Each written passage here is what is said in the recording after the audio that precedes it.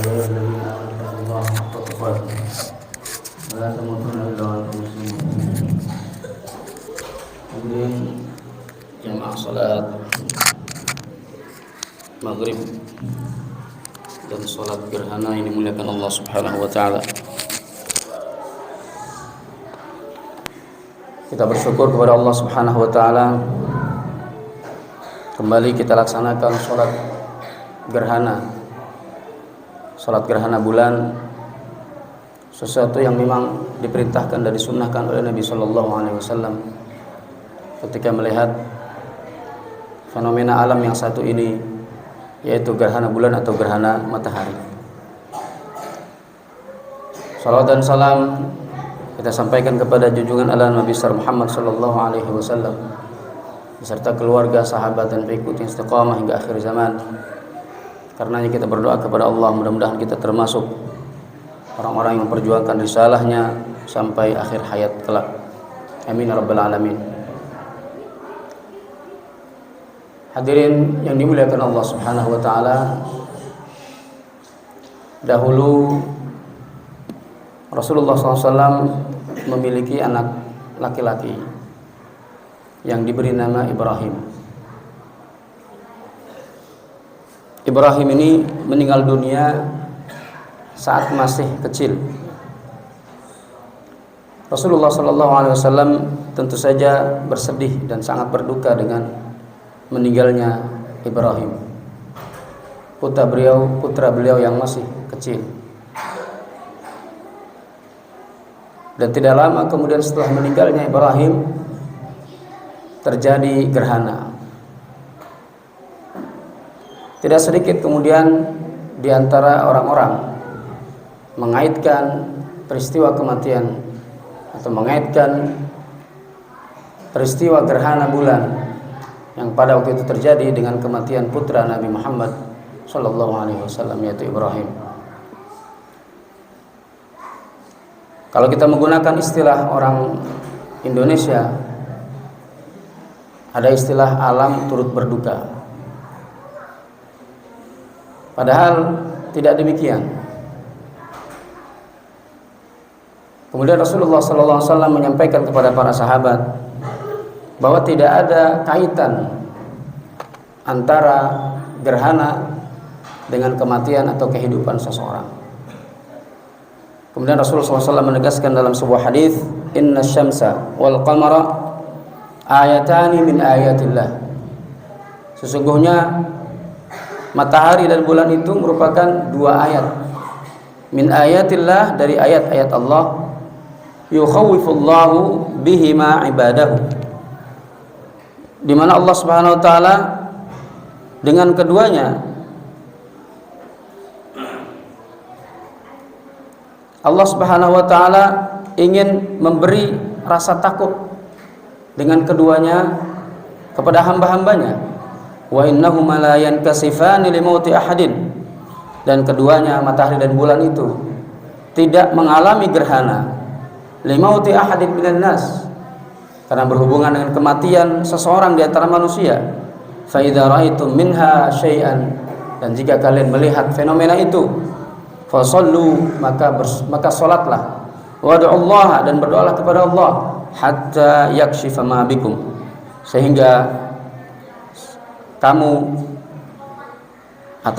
Allah Subhanahu wa taala membuka kembali atau menghilangkan kembali gerhana tersebut. Hadirin yang dimuliakan Allah Subhanahu wa taala, dari hadis yang khatib bacakan tadi, kita bisa ambil pelajaran yang berharga bahwa dengan adanya fenomena alam seperti gerhana bulan atau gerhana matahari, ini menambah rasa takut kita kepada Allah Subhanahu wa taala. Sehingga dengan rasa takut kepada Allah ini tentu akan semakin menambah kedekatan kita kepada Allah Subhanahu wa taala. Dan itulah yang membedakan antara rasa takut seseorang kepada Al-Khaliq, kepada Allah Subhanahu wa taala, dengan rasa takutnya kepada makhluk. Ketika dia takut kepada Allah, maka dia justru akan mendekat kepada Allah Subhanahu wa taala. Tapi ketika manakala dia takut kepada makhluk, justru dia akan semakin menjauh dari makhluk itu, karena barangkali takut dengan serangannya, takut dengan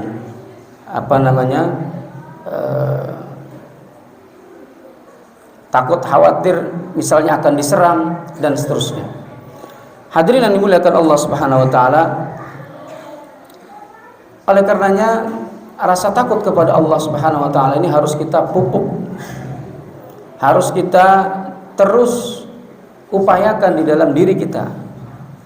Karena kalau kita takut, hanya takut kepada Allah Subhanahu wa taala, maka seluruh makhluk selain Allah Subhanahu wa taala akan takut kepada kita.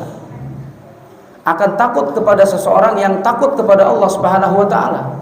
Walaupun misalnya orang itu punya kekuasaan atau punya fisik yang lebih besar, punya kekuasaan yang lebih besar, tapi kalau orang itu takut kepada Allah Subhanahu wa taala, niscaya yang fisiknya besar, yang kekuasaannya lebih besar, dia juga akan takut kepada orang yang takut kepada Allah Subhanahu wa taala. Begitulah yang disampaikan oleh Nabi sallallahu alaihi wasallam di dalam sebuah hadis, "Man khafallah khaufan minhu, man khafallah." Barang siapa yang takut kepada Allah, khawafallahu minhu kulla syai'. Allah akan berikan atau akan jadikan segala sesuatu takut kepadanya. Wa man lam yakhafillah, dan barang siapa yang tidak takut kepada Allah, khawafallahu min kulli syai'. Allah akan jadikan dia takut kepada segala sesuatu. Jadi rasa takut ini betul-betul mendekatkan seseorang kepada Allah Subhanahu wa taala, dan bahkan makhluk pun ketika ada orang yang takut kepada Allah Subhanahu wa taala, maka seluruh makhluk akan takut kepada orang tersebut. Hadirin yang dimuliakan Allah Subhanahu wa taala, bila kita takut kepada Allah Subhanahu wa taala, tentu harus ada bukti yang kita perlihatkan atau kita buktikan di hadapan Allah Subhanahu wa taala bahwa kita adalah memang hamba-hamba yang takut kepada Allah Subhanahu wa taala. Bukti pertama barangkali yang disampaikan oleh Allah Subhanahu wa taala adalah taubat. Taubat dari segala dosa, baik kecil maupun besar. Apalagi dosa itu dosa besar. Maka tentu taubat dari dosa ini adalah sesuatu yang harus dilakukan oleh seorang hamba yang bersalah, dan setiap kita tentu adalah hamba-hamba yang senantiasa berbuat salah. Karena kata Nabi SAW, kullu bani Adam khata'. Setiap anak Adam, setiap manusia itu punya salah atau bersalah. Wa khairul khatta'in tawwabun, dan sebaik-baik orang yang bersalah itu adalah yang bertaubat kepadanya. Dan orang yang bertaubat pasti Allah Subhanahu wa taala akan cinta kepadanya. Pasti Allah Subhanahu wa taala akan suka kepada orang yang bertaubat.